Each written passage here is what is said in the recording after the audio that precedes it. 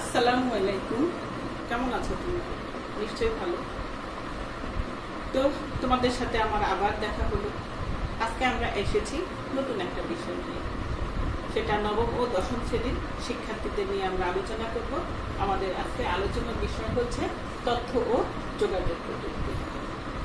বর্তমান বিশ্বটা তথ্য ও যোগাযোগ প্রযুক্তির বিশ্ব। বর্তমানে এই যোগাযোগ প্রযুক্তি ছাড়া চলাটাই কেমন যেন ব্যাকডেটেড হয়ে গেছে। এখন আমাদের এই বিশ্বের সাথে তাল মিলাতে হলে অবশ্যই প্রযুক্তিকে স্বাগত জানাই। তো এই জন্যই আমরা এখন তথ্য প্রযুক্তির উল্লেখযোগ্য কিছু বিষয় নিয়ে আলোচনা করব। তো প্রথমে আমরা শিক্ষার্থী বন্ধুরা আলোচনা করব তথ্য যোগাযোগ প্রযুক্তি কি এবং এর গুরুত্বটা কি, কেন আমরা এটা আলোচনা করবো, কি প্রয়োজন আমাদের, না পড়লেই বা আমাদের কি ক্ষতি, এরকম। এরপরে আমরা জানাবো তথ্য যোগাযোগ প্রযুক্তির বিকাশে উল্লেখযোগ্য ব্যক্তিত্ব কারা বা কাদের পরিশ্রমের ফল আমরা আজকে ভোগ করছি। তো এই পৃথিবীতে বিগত শতাব্দীতে আমাদের সম্পদের একটা ধারণা ছিল। সম্পদের ধারণা ছিল শুধু জ্ঞান। কি ছিল? শুধু জ্ঞান। তো এই জ্ঞানটা এটা বিগত শতাব্দীকে সবাই স্বাগত জানিয়েছে। 21 শতকে এসে এটার ধারণাটা একটু পাল্টেছে। কিরকম পাল্টেছে? 21 শতকের সম্পদ হচ্ছে সাধারণ জ্ঞান। এখন 21 শতকের সম্পদ হচ্ছে সাধারণ জ্ঞান। এই জ্ঞানটা এখন আমরা কারা অর্জন করে? নিশ্চয়ই পশু পাখি হয়। এই জ্ঞানটা অর্জন করতে হয় তাদের মানুষের। সেই জন্য বিগত শতাব্দীতে যেটা ছিল সাধারণ জ্ঞান, সেটা মূলত হয়তো বা অর্থনীতির উপর নির্ভর করত, কৃষির উপর নির্ভর করত, বা অন্যান্য বিষয়ের যে জ্ঞান সেটার উপর নির্ভর করত। কিন্তু বর্তমানে 21 শতকের সাধারণ মানুষ এখন যে নিয়েছে যে জ্ঞান অর্জন করে যেহেতু মানুষ, তাই এই পৃথিবীর সম্পদ হচ্ছে কি? সাধারণ মানুষ। তো সেই ক্ষেত্রে আমরা এটা মেনে নিব যে এই পৃথিবীর সম্পদ হচ্ছে সাধারণ মানুষ। কারণ এর পিছনে উপযুক্ত যুক্তি দেখিয়েছেন এটাই যে কারণ মানুষই জ্ঞান অন্বেষণ করতে পারে। জ্ঞান তো অন্বেষণ করতে পারে, সেই জ্ঞান আবার ব্যবহার করতে পারে। তো পৃথিবীর মানুষের সম্পদের এই ধারণা সমস্ত পৃথিবীর মানুষের চিন্তা ভাবনা জগৎটিকে কি পাল্টে দিয়েছে। এই পাল্টানোর পিছনে কার ভূমিকা আছে? শিক্ষার্থী বন্ধুরা, তোমরা কি বলতে পারবা? এই পাল্টানোর পিছনে ভূমিকা রয়েছে তথ্য ও যোগাযোগ প্রযুক্তি।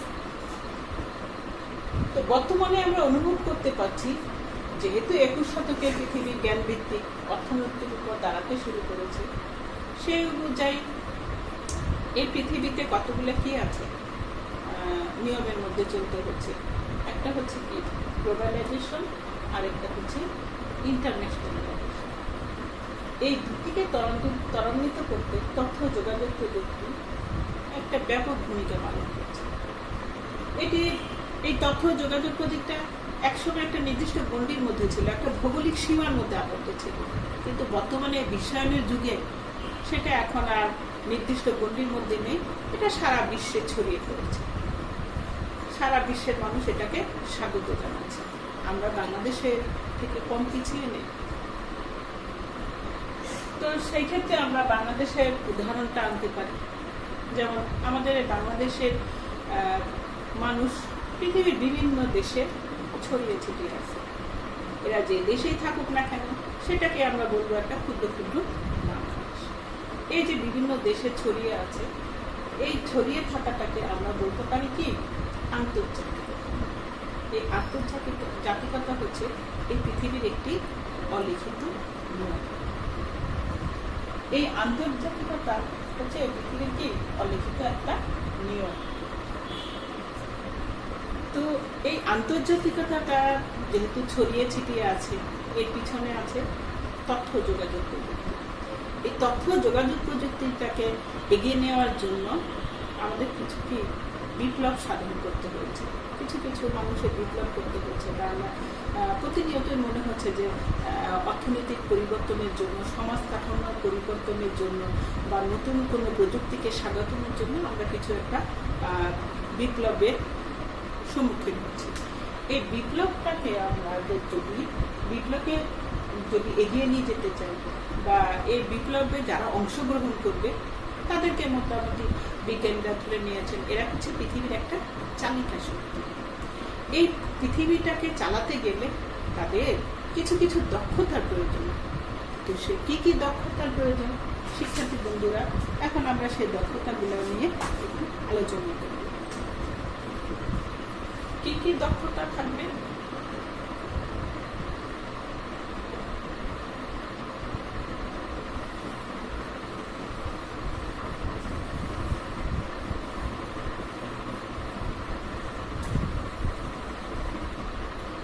কি কি দক্ষতা আমরা অনুভব করি? প্রথমে আমাদের যে দক্ষতাগুলো থাকতে হবে সেটা হচ্ছে এক হচ্ছে পরস্পরের সহযোগিতা।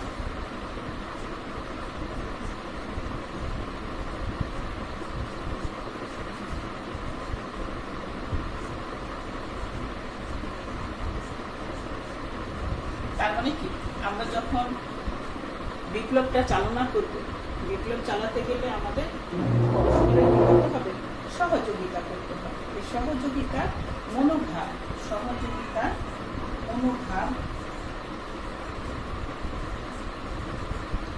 থাকতে হবে। 2 নম্বর হচ্ছে আমাদের সুনাগরিকত্ব।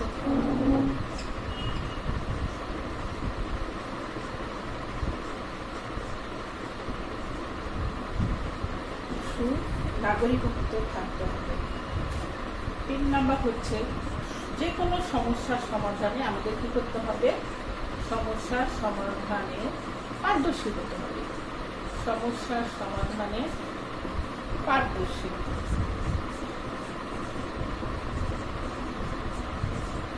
সমস্যার সমাধানে পারদর্শী হতে হবে। বিশ্লেষণী চিন্তন দক্ষতা থাকতে হবে। 4 নম্বর হচ্ছে বিশ্লেষণী চিন্তন দক্ষতা থাকতে হবে।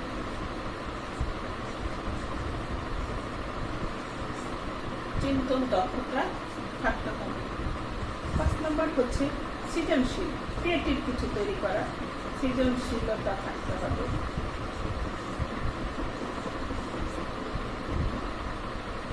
সৃজনশীলতা থাকতে হবে এবং এর সাথে সাথে তথ্য যোগাযোগ প্রযুক্তি, তথ্য ও যোগাযোগ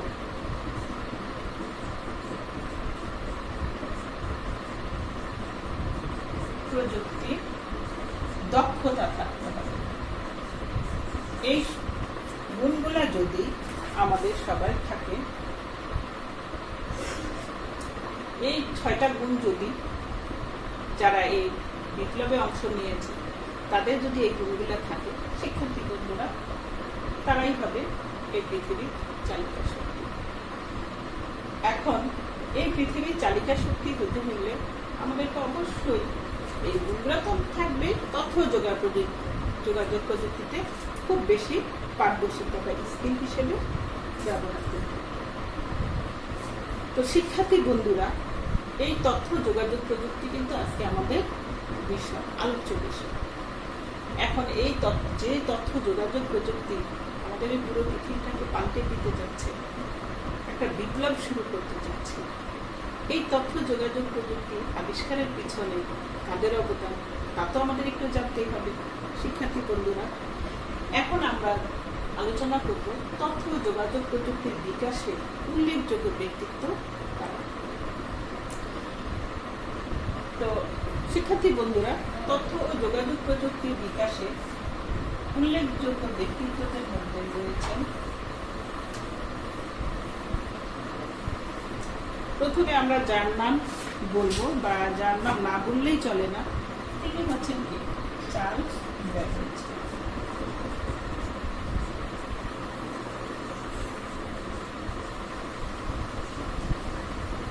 হচ্ছেন চার্লস ব্যাবেজ। গণিতবিদ ছিলেন। চার্লস ব্যাবেজ একজন গণিতবিদ ছিলেন। তিনি 1791 থেকে 1871 সাল এই সময়ের মধ্যে তিনি এটা আবিষ্কারের ফর্মুলা তৈরি করেন। আরেকটা কথা বলা হয়নি, এই চার্লস ব্যাবেজকে বলা হয় কম্পিউটারের জন্য। এখন প্রশ্ন জাগে না কেন ওনাকে বলা হয় কম্পিউটারের জন্য শিক্ষার্থী বন্ধুরা? যদিও বা ওনাকে জনক বলা হয়, কিন্তু আসলে কিন্তু উনি কম্পিউটার তৈরি ফর্মুলা তৈরি করেছেন, উনি কিন্তু কম্পিউটার তৈরি করেননি। ফর্মুলাটা পরবর্তীতে এমনভাবে এটাকে বিশ্লেষণ করা হয়েছে, এটাকে এমনভাবে এটাকে পরীক্ষা নিরীক্ষা করা হয়েছে যে এই ফর্মুলা কোনো কিছুই বাদ দেওয়া সম্ভব হয়নি। এর সাথে হয়তো আরো নতুন কিছু অ্যাড করে চার্লস ব্যাবেজের ফর্মুলা অনুযায়ী এই কম্পিউটার আবিষ্কার করেছে। তো এই কম্পিউটারের আবিষ্কারের ফলে এটা প্রোগ্রামার ছিলেন কে? Ada Lovelace.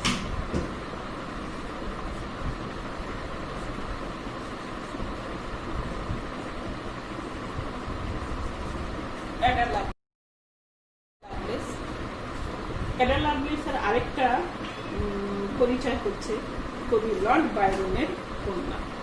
অ্যাডা লাভলেসের আরেকটা পরিচয় হচ্ছে তিনি কবি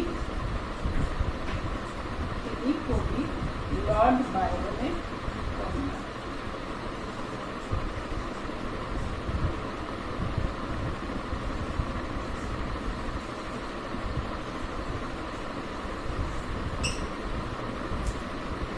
তিনি ছিলেন কবি লর্ড বায়রনের কন্যা। তো মায়ের কাছে ছোট এই অ্যাডা লাভলেস উনি ইয়ে করেছিলেন 1815 থেকে 1852 ছিলেন 1815 থেকে 1852 সালের মধ্যে উনি হচ্ছেন বিশ্বের প্রথম প্রোগ্রামার। বিশ্বের প্রথম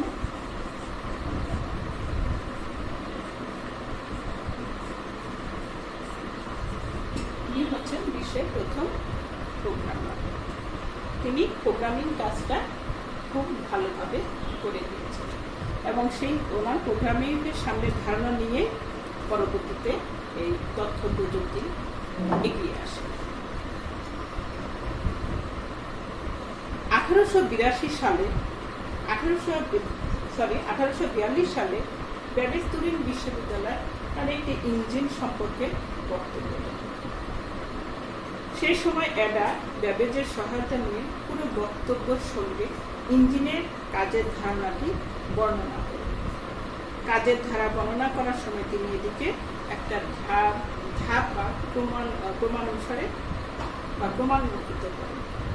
অ্যাডার মৃত্যুর 100 বছর পরে 1953 সালে সেই নোট আবারও প্রকাশিত হলে বিজ্ঞানীরা বুঝতে পারেন যে অ্যাডা লাভলেসই অ্যালগরিদমিক প্রোগ্রামিংয়ের ধারণাকে আসলে প্রকাশ করেছে। তো ব্যাবেজ আর অ্যাডার এই কার্যক্রমের পাশাপাশি যে সময় পদার্থবিজ্ঞানে গুরুত্বপূর্ণ অগ্রগতি সাধিত। বিজ্ঞানী জেমস ক্লার্ক ম্যাক্সওয়েল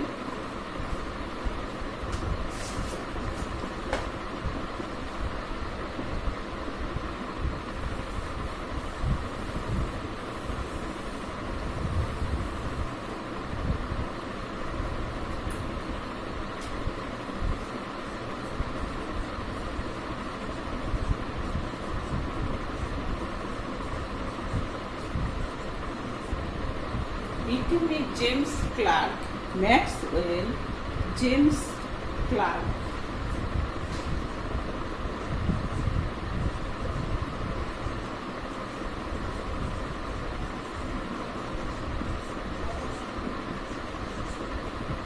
বিজ্ঞানী জেমস ক্লার্ক ম্যাক্সওয়েল 1831 থেকে 1879 1831 থেকে 1879 এই সময় একটি তড়িৎ চৌম্বকের বলের ধারণা প্রকাশ করে, যা বিনা তারে বার্তা প্রেরণে সহায়তা করে বা সাহায্য করে বা এটার সম্ভাবনাকে তিনি তুলে ধরেন। এরপর আসে বিজ্ঞানী জগদীশ চন্দ্র বসু।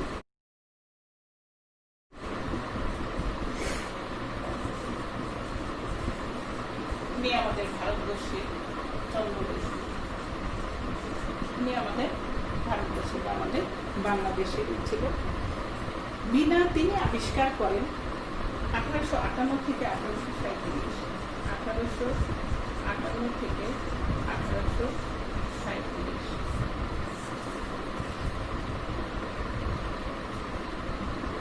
তিনি আবিষ্কার করেন যে কিভাবে তরঙ্গ ব্যবহার করে, বিজ্ঞানী জগদীশ চন্দ্র বসু তিনি আবিষ্কার করেন কিভাবে তরঙ্গ ব্যবহার করে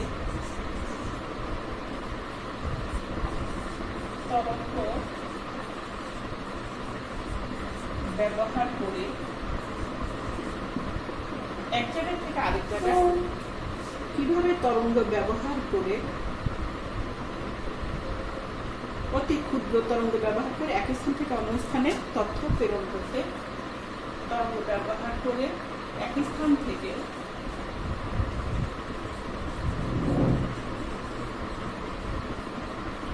অন্য স্থানে শব্দ প্রেরণ করা যায়।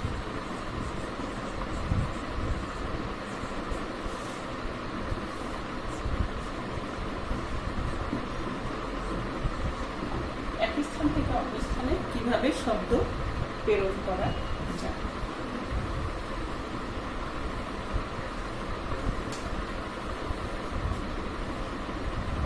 তবে এই ব্যাপারে সবচেয়ে বেশি, যদিও বা উনি তরঙ্গ এক স্থান থেকে কিভাবে শব্দ প্রেরণ করা যায়, তবে এই ব্যাপারে জগদীশ চন্দ্র বসু খুব বেশি সফলতা অর্জন করতে পারেন। সবচেয়ে বেশি সফলতা অর্জন করেছেন শিক্ষার্থী বন্ধুরা ইতালির মার্কনি। সবচেয়ে বেশি ইতালির বিজ্ঞানী গুলিয়াম মার্কনি সবচেয়ে বেশি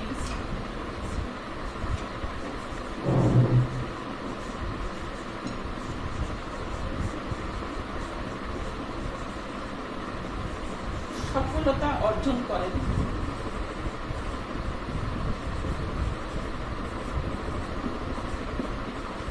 ইতালির বিজ্ঞানী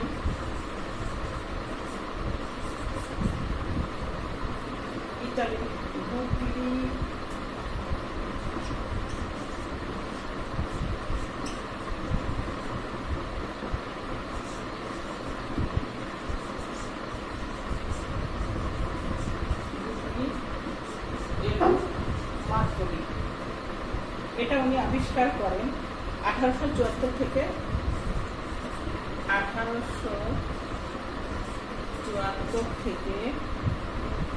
1937 সালে। 1874 থেকে 1937 সালের মধ্যে তিনি এই তরঙ্গ আবিষ্কার করে সবচেয়ে বেশি সফলতা অর্জন করেন। এরপর আস্তে আস্তে শিক্ষার্থী বন্ধুরা এই তরঙ্গ আবিষ্কার করার পরে আমরা আস্তে আস্তে আরো এগিয়ে যেতে থাকি। এরপর আস্তে আস্তে 20 শতকে ইলেকট্রনিক্সের বিকাশের পর IBM কোম্পানি মেইনফ্রেম কম্পিউটার তৈরি করে।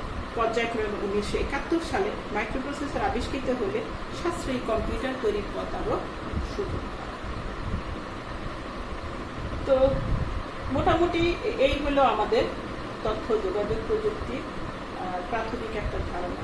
এরপরে আরো আছে 20 শতকের 60-70-এর দশকে ইন্টারনেট প্রোটোকল আবিষ্কার করা।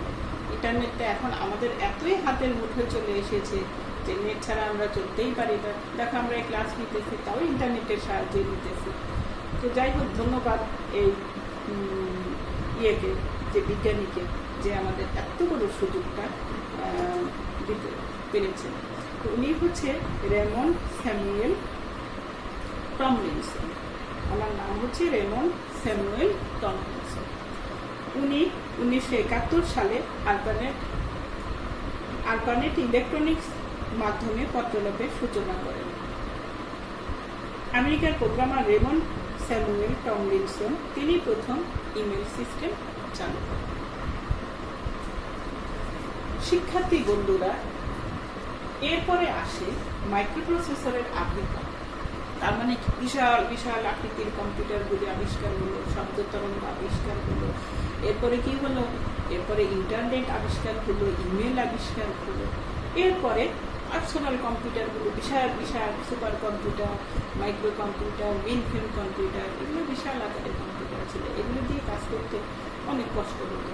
তখনই আবিষ্কার হলো কি, মাইক্রোপ্রসেসরের আবির্ভাবের পর বিশেষ করে যুক্তরাষ্ট্র জুড়ে সেটি ব্যবহার করে পার্সোনাল কম্পিউটার তৈরির একটা কাজ শুরু হলো। আগে ছিল সবাই একসাথে ব্যবহার করার কাজ। এরপরে আস্তে আস্তে এটাকে স্টিভ জবস এবং তার দুই বন্ধু মিলে 1955 থেকে 2011 সালে পর্যন্ত এই স্টিভ জবস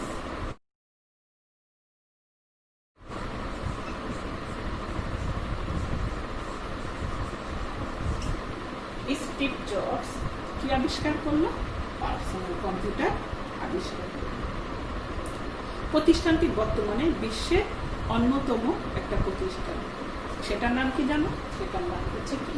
অ্যাপল। সেটার নাম হচ্ছে অ্যাপল। এই অ্যাপল কোম্পানির পার্সোনাল কম্পিউটারই বেশ জনপ্রিয় হয়ে উঠেছে।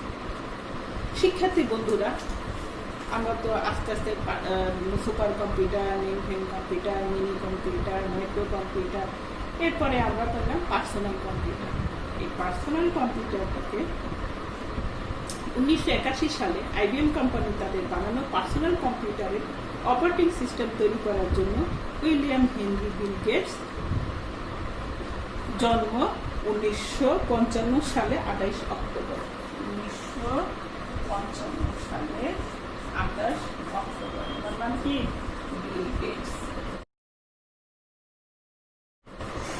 তার নাম হচ্ছে বিল গেটস। উনি কি আছেন? এখনো জীবিত আছেন। তো সেই বিল গেটস হেনরি তার বন্ধুদের প্রতিষ্ঠান মাইক্রোসফটের দায়িত্ব দেন। শিক্ষার্থী বন্ধুরা, বর্তমানে পৃথিবীর অধিকাংশ কম্পিউটার পরিচালিত হয় বিল গেটসের কোম্পানি থেকে। বিল গেটসের কোম্পানির নাম হচ্ছে মাইক্রোসফট অপারেটিং সিস্টেম। তো এইখান থেকে প্রথমে IBM কোম্পানি তাকে স্টিভ জবস এবং তার বন্ধুদের দায়িত্ব দেন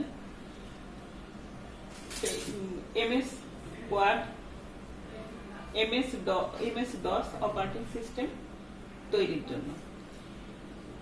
সেই স্টিভ জবস এবং তার বন্ধুরা এটা আবিষ্কার করেন এবং বিল গেটস তার মাইক্রোসফট কোম্পানির মাধ্যমে এটাকে সারা বিশ্বে বিকশিত করেন। বর্তমানে আমরা MS DOS Windows operating system দিয়ে কম্পিউটারে কাজ করি। শিক্ষার্থী বন্ধুরা, এরপরে আসলো তথ্য যোগাযোগ প্রযুক্তির সেরা অবদান WWW। এই WWW অর্থ কি? World wide web. তার মানে কি? সারা বিশ্বে একটা ঢেউ ফেলানো। তথ্য প্রযুক্তির একটা জোয়ার আসলো।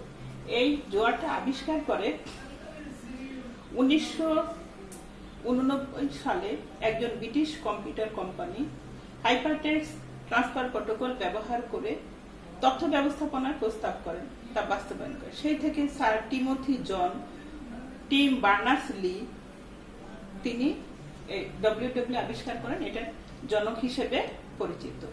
নেটওয়ার্ক প্রযুক্তির বিকাশের ফলে বিশ্বের নানা দেশের মধ্যে ইন্টারনেট বিস্তৃতি লাভ করে। কিসের মাধ্যমে? এই WWW এর আবিষ্কারের মাধ্যমে।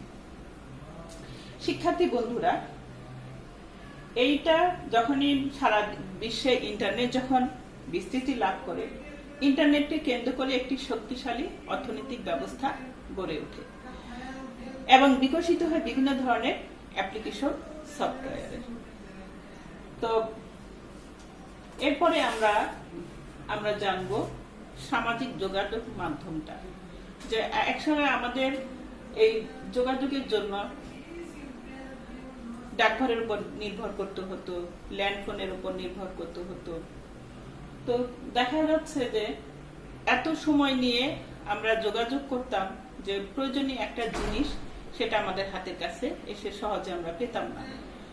বিশেষ করে কোনো চিঠিপত্র আদান প্রদানের ক্ষেত্রে 15 দিন 1 মাস সময় লেগে যেত, কিংবা ব্যাংকিং লেনদেনটাও যারা বিদেশে বসবাস করেন তারা তাদের পরিবার পরিজনের কাছে কোনো মেসেজ পাঠাবেন বা কোনো লেনদেন করবেন তখনও অনেক সময় লাগে। তো সেই ক্ষেত্রে বর্তমানে পৃথিবীর সবচেয়ে জনপ্রিয় মাধ্যম হচ্ছে ফেসবুক। এই ফেসবুকটা আবিষ্কার করেন মার্ক জুকারবার্গ। তার জন্ম 1984 সালের 14 মে। তো তাদের চারজন বন্ধু থাকেন, এই 4 বন্ধুর হাতেই এই ফেসবুকের সূচনা হয়। শুরুতে শুধু একটা বিশ্ববিদ্যালয়ের শিক্ষার্থীদের মধ্যে এটা একটা আবদ্ধ থাকলে বর্তমানে এটা সারা পৃথিবীতে ছড়িয়ে পড়েছে। বিশ্বের প্রায় 1,415 মিলিয়ন ব্যবহারকারী ফেসবুক ব্যবহার করেন। এর সংখ্যা দিন দিনই বাড়ছে। আমাদের বাংলাদেশে অনেকেই এই সামাজিক যোগাযোগ মাধ্যম হিসেবে এখন ফেসবুক ব্যবহার করে। তো এই ফেসবুক ব্যবহারের সংখ্যাটা আমরা আবার উল্লেখ করি, 1,415। তার মানে 1,415 মিলিয়ন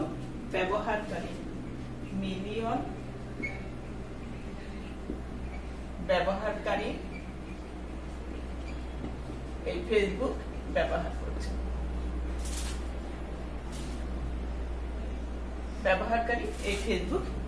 করছেন। যা আমাদের সামাজিক যোগাযোগ বন্ধনটাকে আরো দৃঢ় করছে এবং যোগাযোগটা আরো সহজ হচ্ছে। তো শিক্ষার্থী বন্ধুরা, এই ছিল আমাদের তথ্য যোগাযোগ প্রযুক্তির বিকাশে উল্লেখযোগ্য ব্যক্তিবর্গ যাদের অবদানে আজকে আমরা আধুনিক যুগে বসবাস করতে পারছি, যুগের সাথে তাল মিলাতে পারছি, বিশ্বায়নের সাথে তাল মিলাতে পারছি। তো সেই ক্ষেত্রে আমাদের তথ্য যোগাযোগ প্রযুক্তি আমাদের জীবনে বিশাল একটা ভূমিকা পালন করছে। তো ঠিক আছে শিক্ষার্থী বন্ধুরা, আজ এই পর্যন্তই। আমাদের আবার দেখা হবে অন্য কোনো চ্যাপ্টার নিয়ে। আজকে এখানে বিদায়। আসসালামু আলাইকুম ওয়া রাহমাতুল্লাহ। এই সম্পর্কে তোমাদের যদি কোনো কথা থাকে, কোনো মন্তব্য থাকে, তাহলে আমার চ্যানেলটা সাবস্ক্রাইব করে দিবা এবং সেখানে কমেন্টস করবা। ইনশাআল্লাহ তোমাদের কমেন্টসের জবাব আমি দিব এবং তোমাদের কোনো প্রবলেম থাকলে সেটাও আমি সমাধান করার চেষ্টা করব। ঠিক আছে, আল্লাহ হাফেজ।